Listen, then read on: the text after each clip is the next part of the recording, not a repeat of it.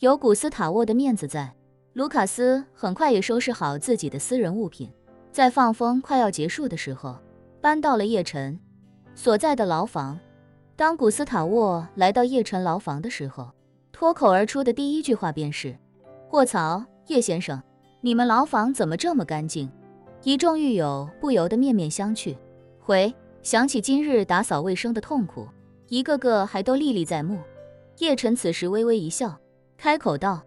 在这间牢房里，卫生就是最重要的考核指标。我不管他们在外面是因为烧杀抢掠进来的，还是因为性侵诈骗进来的，在这间牢房里，谁要是敢有任何一丁点的不卫生行为，我都会让他付出血的代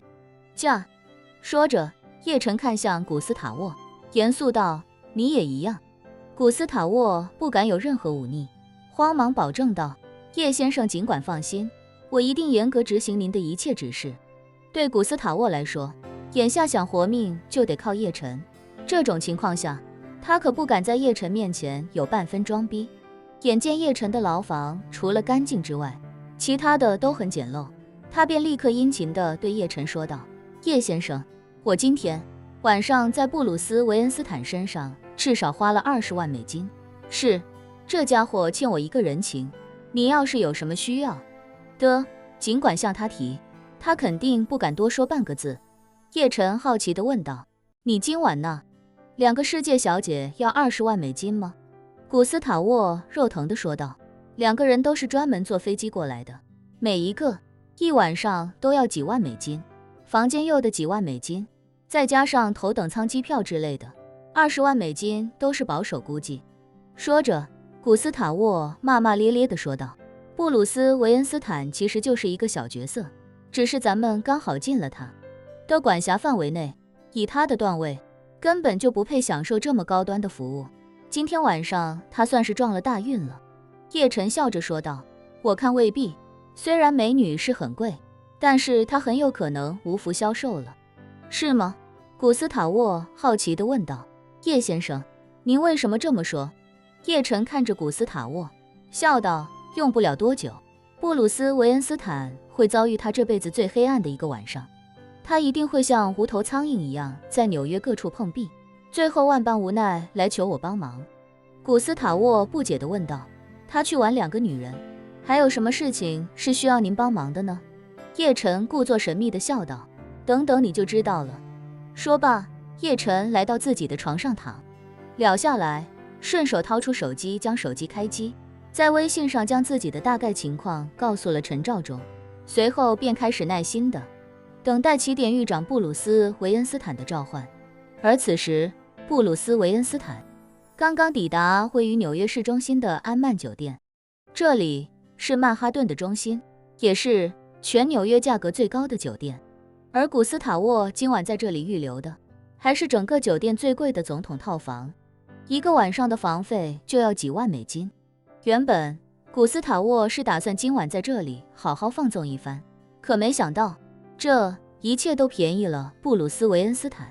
当布鲁斯·维恩斯坦抵达酒店之后，古斯塔沃的手下就已经提前得到消息，在这里等候了。见他来了之后，便恭敬地将他送到了顶层的总统套房。而那2位不远万里从拉丁美洲飞过来的世界小姐，也已经在这里恭候多时。2人都穿着非常露骨的 cosplay 装扮，一个扮演对主人言听计从的女仆，而另一个则扮演为唯诺诺任人摆布的女犯人。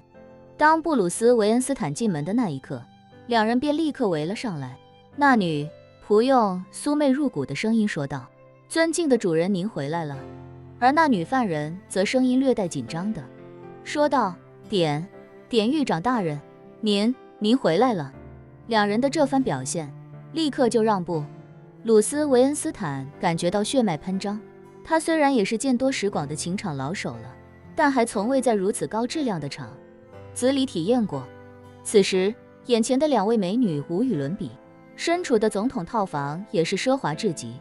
再加上2位美女用心的着装与诱人的媚态，让他立刻便有了强烈的冲动。这一冲动不要紧，他立刻能感觉自己身下仿佛忽然被激活了一般，立刻斗志昂扬起来。两位美女此时也一左一右地靠上前来，一个人替布鲁斯·韦恩斯坦脱去外套，而另一人则帮他解开腰带。两人的动作充满挑逗，眼神更是带着十足电光，只把布鲁斯·韦恩斯坦激动的浑身仿佛过了电一般酥麻。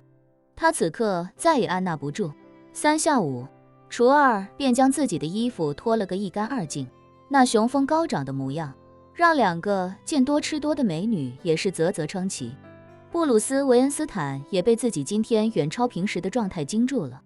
人说最熟悉一个人的只有他自己，布鲁斯·韦恩斯坦也不例外。他很清楚地知道自己的短板在哪里，主要就是年纪稍微有点大了，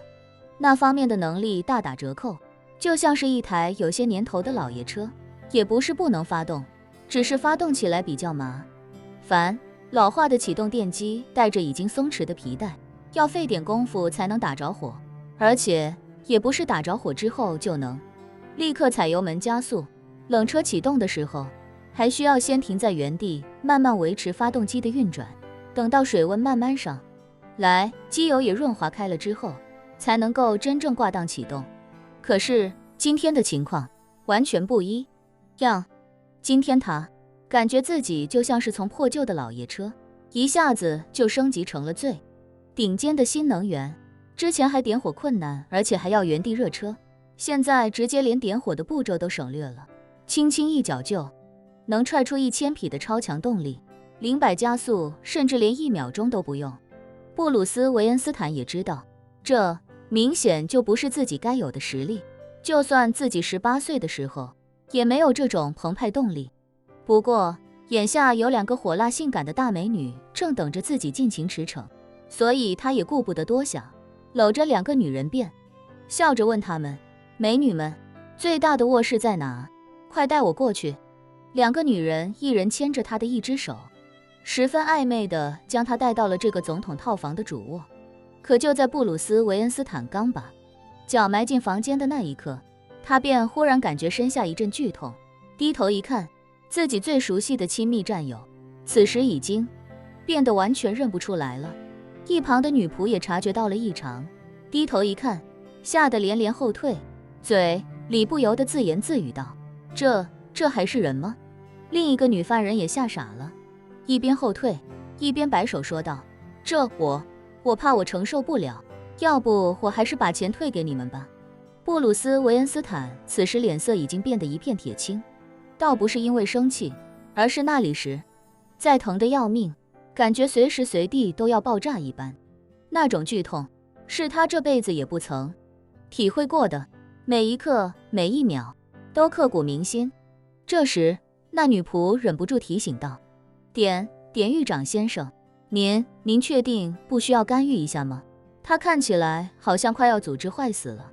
布鲁斯·韦恩斯坦疼得冷汗蜂拥而出，越来越强烈的剧痛已经让他的双腿变得越来越绵软无力，甚至开始剧烈抖动。他绝望地捂住身下，痛苦地哀嚎道：快帮我，我快疼死了，他要炸了。2个女人也是吓得不轻，心理素质较差的女犯人紧张不已的对那女仆说道：卡米拉，我们快走吧，万一出什么事情把警察吸引过来，我们就完蛋了。名叫卡米拉的女仆也瞬间回过神来，慌不择路的就要逃走。她们2个都是有头有脸的世界小姐，对她们来说，虽然靠身体赚点外快并不稀奇，可是这种事情绝对不能曝光出去，否则自己的形象将大受影响，前途也将彻底被毁。所以眼看布鲁斯·韦恩斯坦的情况如此诡异，2人真怕闹出人命，一发不可收拾，所以下意识都想着赶紧离开这里。布鲁斯·韦恩斯坦此时已经疼得快要昏厥过去，他躺在地上一边打滚一边拼尽全力对2人吼道：你们2个婊子，不要忘了，你们是古斯塔沃花钱请来的，古斯塔沃什么来头你们肯定非常清楚，而我是古斯塔沃的贵客，如果我在这里出了问题，你们俩一个都活不了。布鲁斯·韦恩斯坦的话顿时把2个刚才还想要逃走的女人吓得站在原地，恐惧的连连尖叫。古斯塔沃的残暴他们早就有所耳闻。一想到他们原本是来伺候古斯塔沃，临时又被交代要伺候古斯塔沃的朋友，两人心里便顿时惶恐无比。如果古斯塔沃的朋友真在这里出了什么三长两短，而他们俩又弃之不顾直接跑路，那肯定是要被古斯塔沃的手下追杀的。两人都意识到了这一点。那个名叫卡米拉的女仆强迫自己冷静下来，问布鲁斯·维恩斯坦：我该怎么帮你？布鲁斯·维恩斯坦也不知道现在对方有什么办法帮自己，他只能下意识地喊道：快帮我找一些冰块，越多越好。